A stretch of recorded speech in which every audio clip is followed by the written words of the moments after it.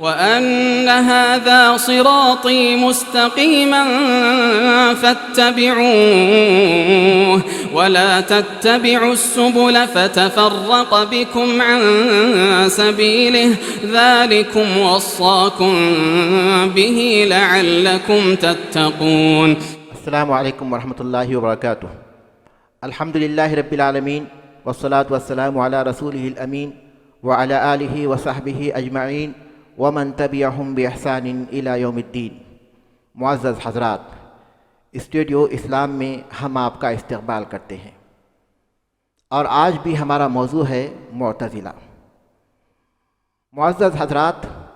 اس سے پہلے حلقے میں ہم نے معتزلہ کی گمراہی کے اسباب کا ذکر کرتے ہوئے بتایا تھا کہ اسلامی عقائد کو ثابت کرنے کے لیے علم کلام کو بنیاد بنانا یہ ان کی ایک بڑی غلطی تھی، اور ہم نے علم کلام کی حقیقت کو بھی واضح کیا تھا۔ آج ہم ان کی گمراہی کے دوسرے اسباب بیان کریں گے۔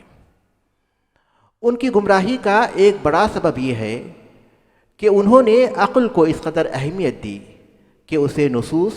یعنی قرآن مجید اور سنت رسول صلی اللہ علیہ وسلم سے بھی بڑھا دیا۔ یہاں آپ الفاظ پر غور کیجئے، معتزلہ کی غلطی یہ نہیں تھی کہ انہوں نے عقل کو اہمیت دی، بلکہ غلطی یہ تھی کہ انہوں نے عقل کو کتاب و سنت سے بڑھ کر اور اس سے زیادہ اہمیت دی، اس لیے کہ اسلام عقل کا مخالف نہیں ہے، بلکہ اسلام سے پہلے دنیا میں ہر طرف جاہلانہ تصورات اور اوہام و خرافات پھیلے ہوئے تھے۔ اسلام نے لوگوں کو غور و فکر کرنے کی دعوت دی، عقل سے کام لینے کی دعوت دی، اور ان اوہام و خرافات کا خاتمہ کیا۔ قرآن مجید میں جگہ جگہ زمین و آسمان میں پھیلی ہوئی اللہ عز و جل کی نشانیوں پر غور و فکر کرنے اور ان سے عبرت و نصیحت حاصل کرنے کی دعوت دی گئی ہے، اور عقل مندوں اور عقل کا صحیح استعمال کرنے والوں کی تعریف کی گئی ہے، جیسا کہ سورہ آل عمران میں اللہ تبارک و تعالیٰ نے فرمایا، ان فی خلق السماوات والارض واختلاف اللیل والنہار لآیات لأولی الالباب۔ زمین و آسمان کے پیدا کرنے میں اور صبح و شام کے ہیر پھیر میں آنے جانے میں یقیناً عقل مندوں کے لیے بڑی نشانیاں ہیں۔ اسی طرح سورۃ الرعد میں اللہ تبارک و تعالیٰ نے فرمایا، انما یتذکر اولو الالباب، یقیناً نصیحت وہی لوگ حاصل کرتے ہیں جو عقل مند ہوں۔ بلکہ اسلام میں اسلامی احکام کی تکلیف یعنی ان کی ذمہ داری کے لیے عقل کو بنیاد قرار دیا گیا ہے۔ اگر انسان کے پاس عقل ہے وہ اسلامی احکام کا مکلف یعنی ذمہ دار ہے، اور اگر عقل نہیں ہے تو وہ معذور ہے، ذمہ دار نہیں ہے۔ اس سے ہم اندازہ لگا سکتے ہیں کہ اسلام میں عقل کا کتنا بڑا مقام ہے۔ اسلام میں عقل کو اہمیت دی گئی ہے، البتہ اس کو اس کے صحیح مقام پر رکھا گیا ہے، لیکن معتزلہ نے عقل کے معاملے میں غلو سے کام لیا اور اس کو کتاب و سنت سے بڑھ کر اہمیت دی۔ ان کے نزدیک یقینی علم صرف عقل کے ذریعے حاصل ہوتا ہے، لہٰذا وہ عقل کو اصل بناتے ہیں اور کتاب و سنت کو اس کے تابع اور ماتحت کرتے ہیں۔ چنانچہ کتاب و سنت کی جو باتیں ان کے اصولوں سے ٹکراتی ہیں اور ان کی سمجھ کے مطابق ان کی عقلوں سے ٹکراتی ہیں، انہیں وہ غلط ٹھہراتے ہیں۔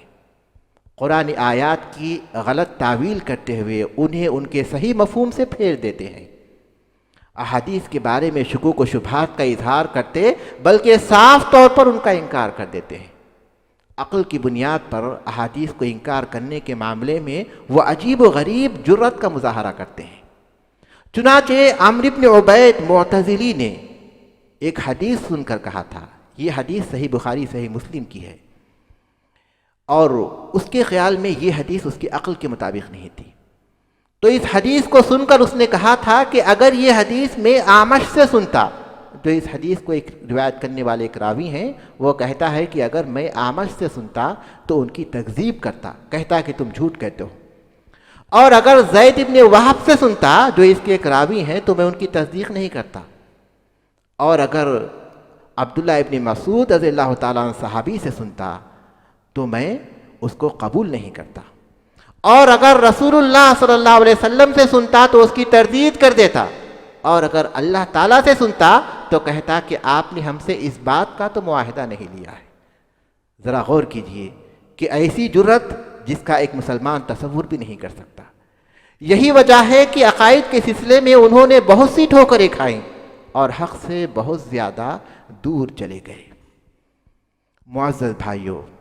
غور کا مقام ہے کہ کتاب و سنت کی باتیں کس طرح عقل کے خلاف ہو سکتی ہیں، جبکہ یہ دونوں چیزیں اللہ تعالیٰ کی طرف سے ہیں۔ عقل بھی اللہ تعالیٰ ہی نے دی ہے اور شریعت بھی اللہ تعالیٰ ہی نے نازل کی ہے۔ ایک ہی معبود کی طرف سے نازل ہونے والی دو چیزوں کے بارے میں، دی جانے والی دو چیزوں میں کیسے اختلاف ہو سکتا ہے؟ حقیقت یہ ہے کہ شریعت کی کوئی بات عقل کے خلاف نہیں ہے، شریعت کی کوئی بات عقل کے خلاف نہیں ہے۔ شیخ الاسلام ابن تیمیہ رحمہ اللہ اپنے فتاویٰ میں بیان کرتے ہیں کہ ہر وہ بات اور ہر وہ چیز جو عقل صریح کے خلاف ہو وہ باطل ہے، اور کتاب و سنت میں اور اجماع امت میں کوئی باطل چیز نہیں ہے۔ البتہ ہو سکتا ہے کہ اس میں کچھ ایسے الفاظ ہوں جو بعض لوگوں کی سمجھ میں نہ آتے ہوں یا بعض لوگ اسے غلط طور پر سمجھتے ہوں،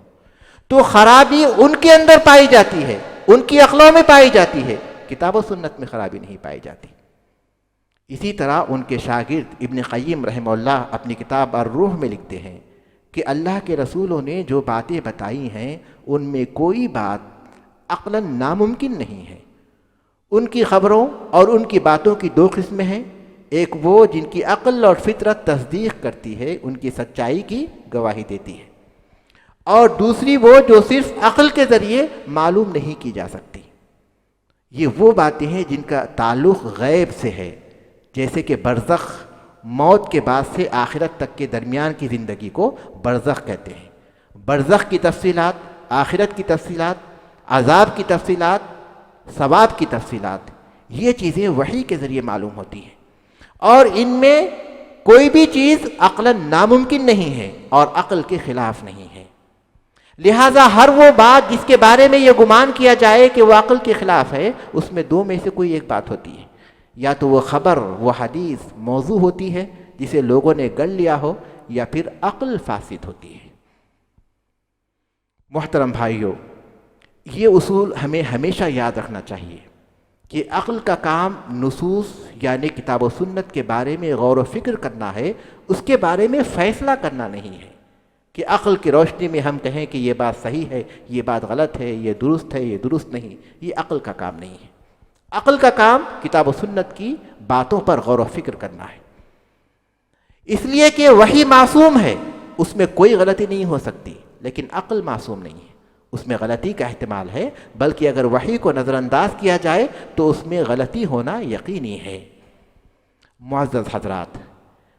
یہ دو اسباب ہیں،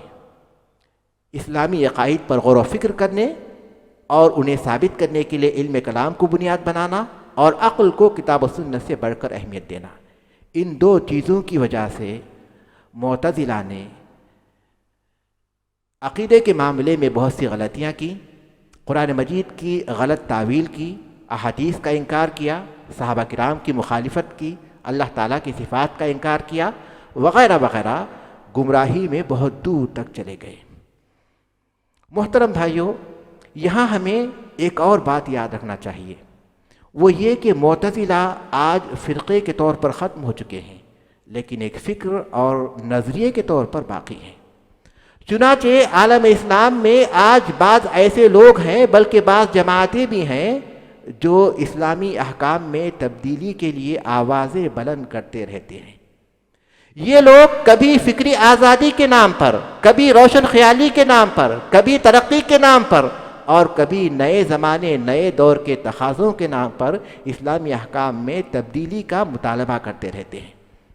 معتزلہ یونانی فلسفے سے متاثر ہوئے تھے، اور یہ مغربی تہذیب اور ان کے افکار و خیالات سے متاثر ہوئے ہیں، اور یہ چاہتے ہیں کہ اسلامی احکام کو بھی ان کی تہذیب اور ان کے خیالات کے مطابق بنا دیا جائے۔ چنانچہ یہ لوگ مرتد کی سزا، حدود، پردہ، تعدد ازدواج یعنی ایک سے زائد شادیاں، نکاح، طلاق، وراثت جیسے احکام کے بارے میں کہتے ہیں، بلکہ عقیدوں کے بارے میں بھی کہتے ہیں، عقائد کے سلسلے میں بھی کہتے ہیں کہ ان سب پر غور کر کر انہیں نئے دور کے تقاضوں کے مطابق بنانا چاہیے، اور اس سے ان کی مراد یہ ہے کہ انہیں مغربی تہذیب اور ان کے افکار و خیالات کے مطابق بنا دینا چاہیے۔ یہ آج کے معتزلہ ہیں جو ماضی کے معتزلہ سے بھی زیادہ خطرناک ہیں، اور ہمیں یہاں اسلامی عقائد کی حفاظت کے لیے، اسلامی احکام کی حفاظت کے لیے وہی کردار ادا کرنا چاہیے جو ہمارے اسلاف نے ماضی کے معتزلہ کے مقابلے میں ادا کیا تھا، اور دلائل کے ذریعے اسلامی عقائد اور اسلامی افکار کی اور اسلامی احکام کی سچائی کو ثابت کیا تھا۔ اللہ تبارک تعالیٰ ہمیں حق پر ثابت قدم رکھے اور باطل کی ہر صورت سے اور باطل کی ہر فکر سے محفوظ رکھے، آمین والحمدللہ رب العالمین۔